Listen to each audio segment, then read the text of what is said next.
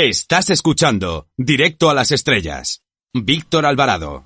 Nuestro invitado de hoy es doctor en Historia Contemporánea. Ha trabajado en el CEU, en la Universidad Jaime I y en la actualidad es profesor de la Universidad Católica de Valencia. Se llama Javier Mas y tiene la virtud de contar hechos históricos menos conocidos de la historia de España y de Europa, ilustrándolos con la recomendación de películas. Es el autor de Los niños de la mantequilla, que edita Actas. Buenas tardes. Buenas tardes, encantado de estar con vosotros. Bueno, también estamos nosotros encantados de que esté en este programa cultural. En la primera parte del libro explicas cómo España supo resurgir de las cenizas después de 3 años de guerra civil. ¿Cuáles son las claves para entender esa recuperación tan rápida? Bueno, yo creo que hay bastantes claves y muchas cosas interesantes. Yo creo que lo fundamental es entender que España no fue diferente al resto de Europa y que aquí hubo un plan Marshall, que no se llamó Plan Marshall, pero que supuso dinero, la inyección de dinero por parte de Estados Unidos. Eso requirió previamente un esfuerzo por parte de España muy importante, un proceso de industrialización o de reindustrialización, y poco a poco sacó a la sociedad de esa situación de pobreza extrema que le había dejado después de la guerra. A mí, leyendo el libro, me ha llamado la atención que precisamente esta reconstrucción española fuese un modelo para toda Europa. Sí lo fue. Además hay que tener en cuenta que claro, en España la guerra la tenemos unos años antes, o el final de la guerra, lo tenemos unos años antes que en Europa. Y eso hizo que aquí se pusiesen en marcha modelos que luego se podían poner en marcha en otros países. Es decir, desde el 39 que acaba en España e iniciamos nuestra posguerra hasta el 45 que acaba la Segunda Guerra Mundial, estamos hablando de casi 6 años, ¿no? Y entonces en España dio tiempo a que un gobierno casi tecnócrata pusiese en marcha medidas de verdadero interés por la recuperación física, económica, de ocio, social, etcétera. Y eso realmente, mientras duró la Segunda Guerra Mundial, los alemanes nos tenían como ejemplo, y una vez finalizada, toda Europa, incluso Francia o Inglaterra, tomaron muchas de las medidas que se pusieron en marcha. Hay que tener en cuenta que realmente en nuestro país en un año había logrado casi una recuperación física entre el 60 y 70%, y en los 2 o 3 primeros años pues estaríamos hablando de prácticamente el 100% de la recuperación física, y muy avanzada la recuperación económica. Bueno, ahora que hay que tener un poco de cuidado con la ley de memoria histórica que se ha creado últimamente, pues a lo mejor no se puede hablar de estas cosas de manera abierta, pero a mí me llama la atención, por lo menos la explicación que tú das, y yo por lo que me gusta a mí leer por mi afección a la historia, se entiende que Franco supo distribuir el poder en varias familias según las cualidades que él entendía que tenían cada una de ellas. Yo creo haber leído, por ejemplo, los carlistas, el tema de las leyes, los falangistas, temas sociales y de sindicatos, luego estaban lo que tú dices, tecnócratas, la parte industrial. ¿Nos podrías explicar un poquito esas familias, cómo se distribuyeron para la hora de reconstruir a España, como tú estás comentando? Bueno, yo creo, lo que voy a decir puede sonar un poco raro, sí, y pues posiblemente dentro de unos años pues me metan en la cárcel, ¿no? Por opinar, pero realmente el régimen de Franco, la única diferencia con un régimen democrático era la ausencia de elecciones. Sí.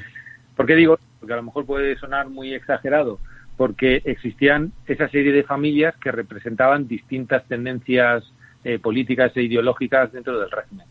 Y lo que hizo Franco fue ir apoyándose en unas o en otras, según le convenía y según se iba habiendo un movimiento ideológico a nivel internacional. Es decir, al inicio estuvo muy presente la Falange o el movimiento. Ese dio paso a sectores católicos. Los sectores católicos dieron paso a los tecnócratas. Los tecnócratas dieron paso a la democracia cristiana, sí, y así sucesivamente. Bueno, pero en realidad todos eran cristianos, porque los falangistas, si el Papa decía una cosa que no iba, también hacían caso. De los católicos como católicos, los tecnócratas, que muchos de ellos provenían de universidades católicas, o sea que en definitiva eran ramas católicas que tenían sus matices, unas más radicales, otras más moderadas, es lo que entiendo que estás comentando. Sí, pero bueno, vamos a ver, con muchos matices. Es decir, católicos en España, aunque le pese a quien le pese, pues es el 90% de la población. Sí, sí. Entonces era lo mismo. Lo que pasa, por ejemplo, los falangistas existían desde los que eran próximos a los católicos hasta los que eran radicalmente contrarios a la Iglesia. Sí. Entonces, bueno, incluso al principio del gobierno de Franco, cuando los falangistas tenían peso, existió un enfrentamiento con la Iglesia, porque los falangistas pretendían un Estado laico, un mandato laico, y la Iglesia quería tener poder dentro del nuevo gobierno. Es decir, que sí que eran católicos, pero con mucho... yo creo que dependía un poco también de lo que se alejasen o se acercasen en cuanto a poder de la Iglesia dentro del gobierno. Es decir, cuanto menos poder tenía la Iglesia, querían que tuviese la Iglesia dentro del gobierno, pues más tecnócratas eran, porque ya habíamos obviado a los falangistas. Cuando la última fase de demócratas cristianos, pues bueno, lo que querían evidenciar es que ellos se diferenciaban de los socialistas en el hecho de que se sentían católicos y que no iban contra la Iglesia, que era uno de los pilares fundamentales del régimen. Bueno, para ir centrando un poquito el tema, a pesar de lo que repican los grandes medios de comunicación, se percibe que aunque todo no fuese perfecto, tuvieron los suficientes alimentos, la suficiente estabilidad económica como para acoger a niños de otros países, concretamente, como tú escribes en el libro, pues de Alemania y de Austria, sobre todo de Austria, entiendo. Sí, vamos a ver. Yo creo que esa época, y es muy interesante, 1949, porque representa precisamente la transición entre el final de la posguerra y el inicio de lo que serían pues los 50, ¿no? Los felices 50. Sí. Es decir, España ya no estaba pasando hambre de forma literal. No eran los años, el principio de los años 40, donde las cartillas de racionamiento aún se utilizaban.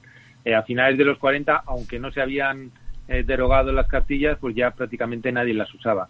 Existía una vitalidad económica en las ciudades que empezaban a emerger de forma sustanciosa.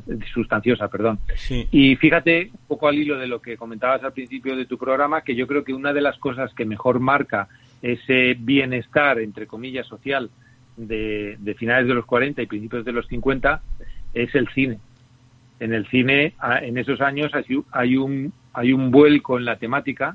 Se pasa de un cine de hazañas, de un cine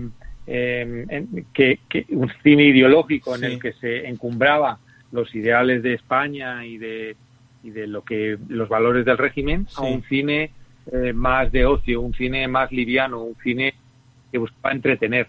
Era un cine pues de ancla, que comento en el libro, un botón de ancla que se diferencia, aunque no es el cine de los 60 en el que el humor es constante, y que es verdad que se diferencia bastante pues con un cine histórico como los últimos de Filipinas, ¿no? Sí.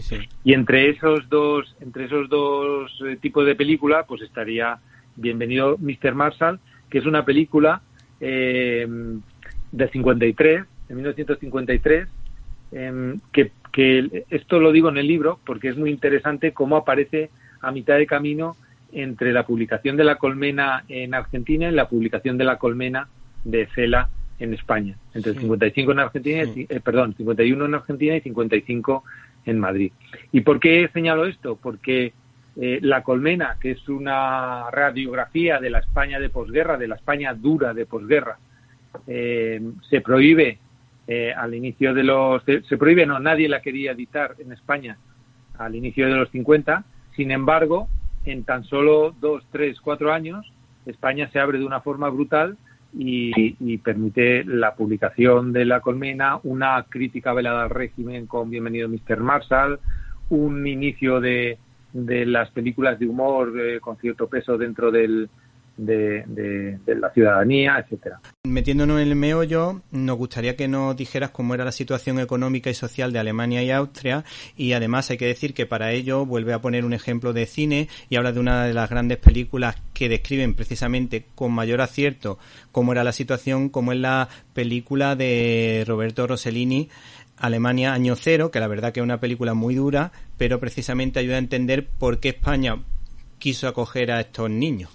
Sí, vamos a ver, la situación de Alemania y Austria es, pues es como la película, ¿no? Año cero, o cero incluso menos 10. Sí. ¿Por qué? Porque sobre todo Alemania había sido bombardeada de forma muy pertinaz y la destrucción física de las ciudades era del 80% en muchos casos. ¿Eso qué provocó? Pues provocó que no hubiese vivienda, que no hubiese calidad de vida, que no hubiese calidad sanitaria, que se pasase hambre. Es decir, la situación era de muerte, la gente se moría de frío por las calles, porque en Alemania y en Austria el invierno es duro, como sabemos. La gente se moría de frío, la gente se moría de hambre, la gente se moría de enfermedades. La malaria volvió a aparecer, fiebres, tifus, etcétera. Entonces, esa situación de desesperación, en Austria, por ejemplo, donde la destrucción física había sido menos intensa que en Alemania, pues igualmente las familias tenían que salir de Viena a los bosques de alrededor a por leña para poder calentarse un poco durante el invierno, ¿no?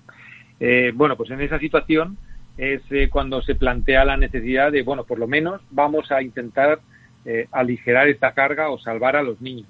Y eso es una decisión de Occidente, no de los partidos comunistas, no del comunismo, sino de la ONU, ¿no?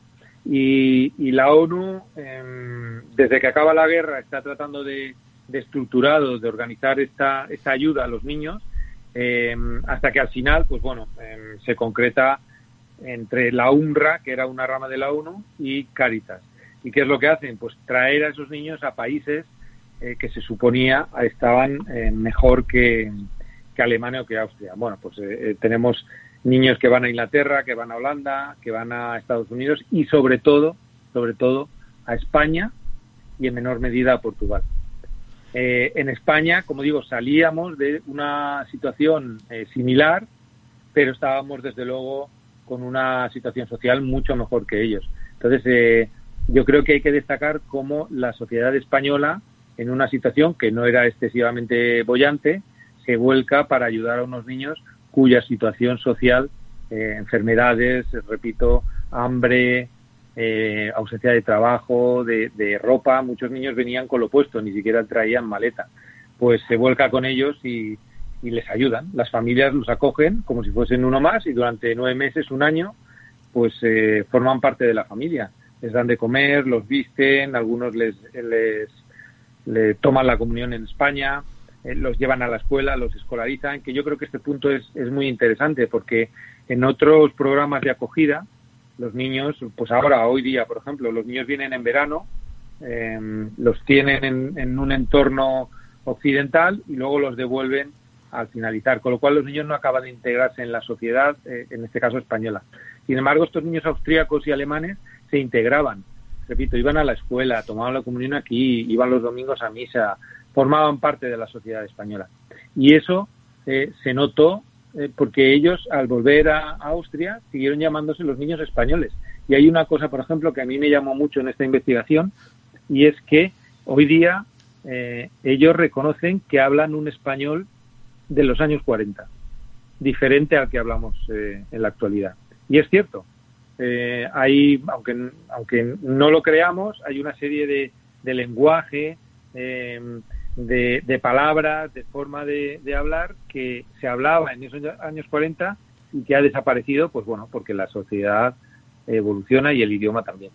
Entonces eran niños que acabaron siendo muy queridos aquí y ellos queriendo mucho a España. Sí, bueno, totalmente de acuerdo en el tema del lenguaje, por eso, aunque hay muchísimas películas que no han envejecido, es verdad que se nota que las películas de los años 40 tienen una forma de comunicar distinta a la nuestra, y si uno piensa en su abuelo, mi abuelo murió ya hace bastante tiempo, pues la verdad que era una persona que se expresaba correctamente y bastante bien, pero es verdad que utilizaba algunas palabras que ahora han caído en desuso. Sí, es cierto, es cierto. Y a mí me sorprende sobre todo que ellos, los mismos niños, ahora lo entiendan así. Es decir, ellos se identifican con ese lenguaje, se sienten extraños, ¿no?, de hablar con las personas actuales porque utilizan, a ver, hoy en día utilizamos, por ejemplo, jefe de escalera. Jefe de escalera, la palabra jefe viene de un uso que implantó de forma indirecta a Falange, porque sus líderes eran jefes, no eran vecinos, no eran jefes. Si hubiese sido el Partido Comunista serían camaradas. Qué curioso, sí. Sí, ese tipo de lenguaje que no percibimos el porqué, que siempre va a estar con nosotros, pero que proviene de esa época. Sí. Entonces ellos lo mantienen. Yo, por ejemplo, a mí me gusta también cuando hablo con ellos cómo aparece también un lenguaje pues más católico, entre comillas, que ahora, ¿no? Porque al final, pues la Iglesia también tenía su peso. Su lenguaje, y, claro. Y el lenguaje, ellos tomaron también la comunión aquí. La palabra, por ejemplo, pecado tenía mucho más significado y mucha más presencia en aquella época que en esta. El cielo, el infierno, es decir, hay un lenguaje ahí que pervive, que ha ido evolucionando. Sí, totalmente de acuerdo que es que ese lenguaje, bueno, la Iglesia siempre tiende a evolucionar y a corregir la forma de decir las cosas adaptándose un poco al signo de los tiempos.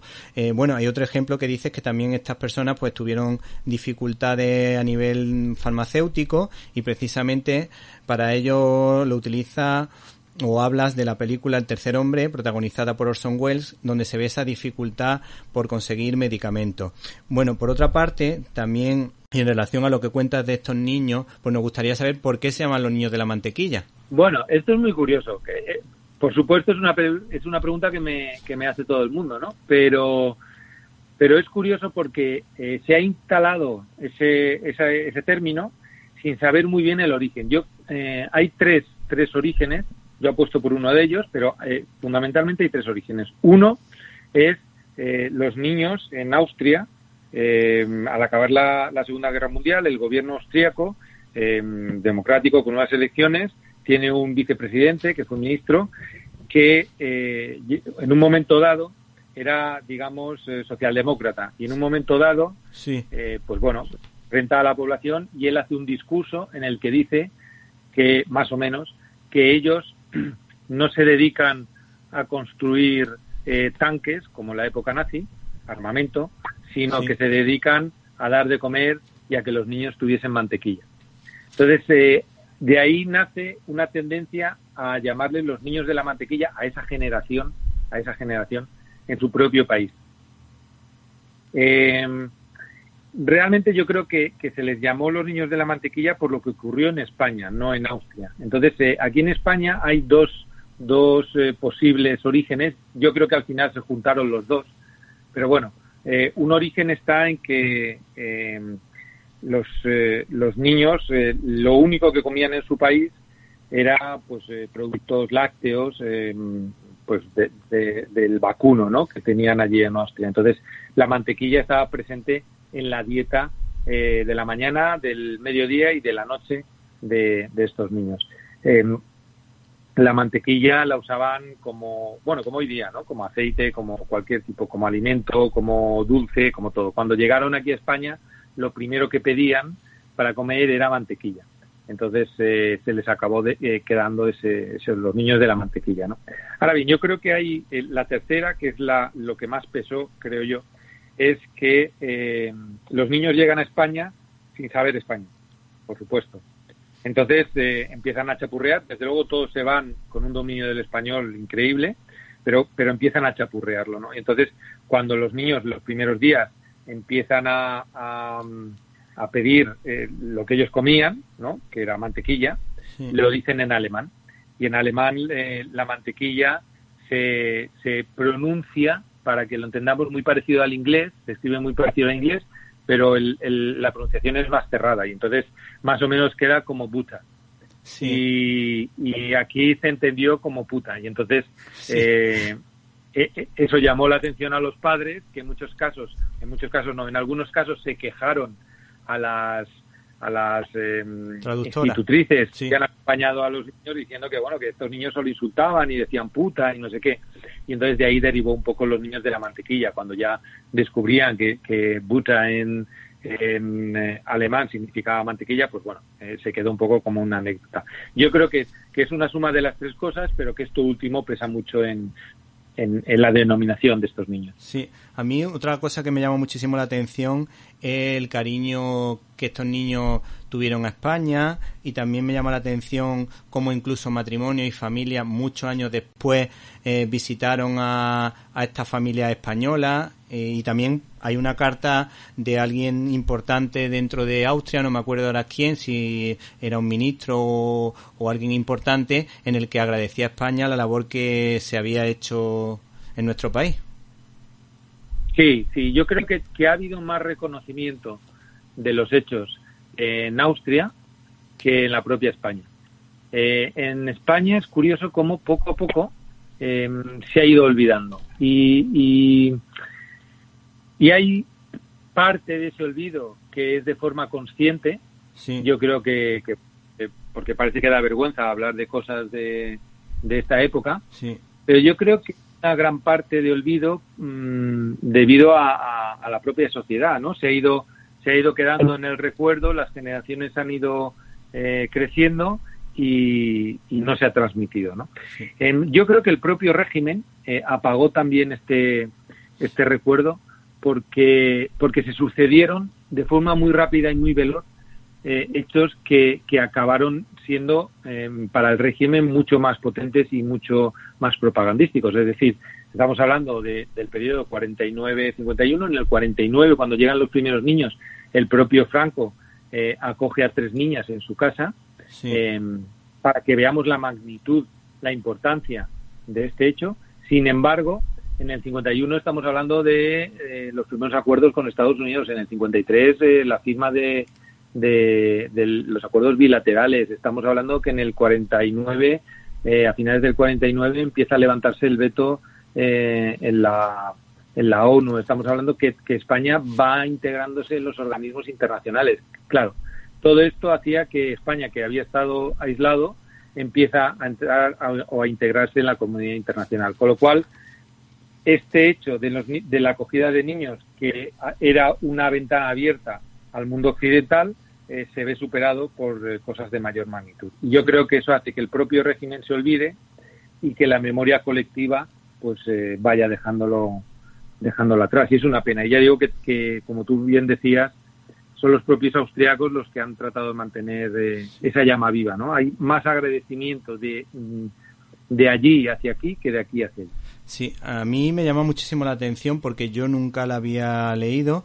A mí me encanta la historia, pero es que a mi padre y a mi abuelo y en mi familia, vamos, se habrán leído todos los libros de historia de España de un montón de autores, y en ninguno yo recuerdo que hayan hablado de este tema. Sí, porque ya digo que es que estaba completamente olvidado. Yo mismo llego a este tema, yo soy especialista en esos años, y yo llego a este tema porque un día, firmando libros en la Feria del Libro, se me acerca una mujer y me pregunta por esto. Me dice, oiga, ¿usted sabe algo de estos niños? Digo, pues mire, no tengo ni idea. Y a partir de ahí se me despierta la curiosidad y empiezo a investigar. Sin embargo, sí que es verdad que cuando empiezas a rascar un poco en la memoria individual de las personas, sí que queda el recuerdo. Es decir, me ha sido relativamente fácil encontrar gente que se acordaba de estos hechos. Y eso significa que en su momento fueron de una relevancia destacada a nivel social, ¿eh? Sí, sí. Bueno, a mí el libro me ha emocionado, sobre todo es importante contarle a los oyentes que hay un apartado de testimonios bastante bien escrito y bastante bien contado, como esa niña que no hablaba y se la querían llevar a Austria, y cuando la niña vio que se la llevaban, empezó a hablar y a llorar porque se quería quedar en España, que era donde era realmente feliz. Lo que pasa es que, claro, como la inmersión lingüística era complicada, pues esta niña estaba almacenando datos para poder hablar y se deduce que después ya de un tiempo pues ya supo cómo defenderse. Y a mí también me ha llamado la atención, si te parece, el único spoiler que voy a hacer es un trocito de una carta que cuenta una niña, Marta Haider, que es realmente bonito y emocionante. Dice: cuando regresamos a Viena conté a mis padres que habíamos visto a los verdaderos Reyes Magos porque venían montados en camellos. Yo creía firmemente en ellos porque los había visto con mis ojos. A menudo y con mucho cariño pienso en nuestra estancia en España y estoy muy agradecida, no solo por la comida y los vestidos, sino sobre todo por haber tenido la oportunidad de conocer a esas personas tan amables, cariñosas y fantásticas. Sí, te tengo que reconocer que yo cuando estaba haciéndolo, fíjate, no cuando recibí los testimonios, sí, sino cuando estaba escribiendo ya el libro, pues yo me emocionaba al final, porque muchos de ellos recuerdan con tanto cariño su estancia aquí y se sienten tan en deuda y te transmiten cosas tan inocentes que yo creo que eso es lo más bonito. Lo que has contado tú es un ejemplo destacado, es decir, hasta dónde llega la inocencia de los niños para pensar que habían venido a un país donde sí que venían los Reyes Magos, ¿no? Sí, sí. Y yo creo que ya hay otras muchas anécdotas en ese sentido. Entonces, yo estoy contento porque el libro comienza siendo un ensayo de historia y acaba siendo algo social y algo con mucho sentimiento, ¿no? Y yo creo que es al final lo que llega. Sí, sí, además lo puedes leer de manera independiente. ¿Que no te gusta la historia? Bueno, puedes irte directamente a los testimonios, pero es verdad que merece la pena leerlo en su conjunto. A mí el libro me ha gustado mucho, recomiendo a nuestros oyentes Los niños de la mantequilla, de Actas. Y por último, sí nos gustaría decirle a nuestros oyentes que también eres el autor de Nazi en España, y aunque nos queda poquísimo tiempo, no sé si en un par de minutos nos puedes decir por qué hay que leer ese segundo libro que también tienes por ahí. Bueno, pues porque yo creo que yo hablo de lo que era la quinta columna, ¿no? Del nazismo. Y yo creo que es interesantísimo porque España se convirtió también en ejemplo de cómo había que estructurar el espionaje y la influencia de un país extranjero, en este caso en España, ¿no?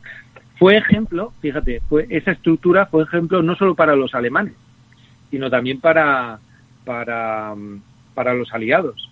Es decir, España era el centro de operaciones logísticas, de propaganda y de espionaje de Europa. Y yo creo que muy por encima de Suiza. Aquí, por ejemplo, la actividad de los colegios alemanes, que en todas las ciudades hay colegios alemanes, la actividad de empresarios que se habían instalado en España mucho antes del nazismo y que desarrollaban una actividad que se puso al servicio de ese gobierno, que circunstancialmente fue el nazismo, que acabó mal, pero que todos creían que iban a acabar bien, ¿no? Desde las naranjas hasta el wolframio. Yo creo que es interesante el libro porque descubre una España subterránea muy importante y que además al final esa España subterránea de los alemanes, de los nazis, quiso atentar y acabar con Franco. Al final se convirtieron en una oposición al propio régimen de Franco. Quisieron tumbar al caudillo y poner en su lugar sucesivamente a 3 personas, ¿no? A Muñoz Grandes, etcétera, etcétera. Sí. Quizás Muñoz Grandes era el más conocido, pero bueno, se intentó con Serrano Súñez, también se intentó, etcétera, ¿no? Entonces tuvo tanta fuerza que el propio Franco al final pues también les tuvo que poner coto y empezó a rechazarlos, en parte por la fuerza que tuvieron, en parte por el viraje hacia los aliados que se produjo a partir de 1942. Y hombre, hay una cosa muy interesante que a lo mejor da un punto de actualidad, y es que el mayor nido de nazis y de activistas pro-nazis en España era Barcelona y Cataluña, y que dentro de esos pro-nazis y de esos activistas pues bueno, del fascismo, sí, estaban herederos de RC. Anda, qué curioso. De Esquerra Republicana, militantes que trabajaron con la esvástica directamente. Sí, sí. Bueno, pues Javier, se nos acaba el tiempo. Seguiríamos hablando contigo un buen rato, pero agradecemos tu presencia y esperamos fundamentalmente poder hablar contigo de otro de tus libros, porque las investigaciones que nos ofreces, la verdad que merecen mucho la pena. Muchísimas gracias. Bueno, muchas gracias a vosotros por estar este rato charlando y espero haber abierto los ojos a muchas personas, a hechos que parecía que se habían olvidado, pero que están ahí y estarán todavía porque forman parte de nuestra historia.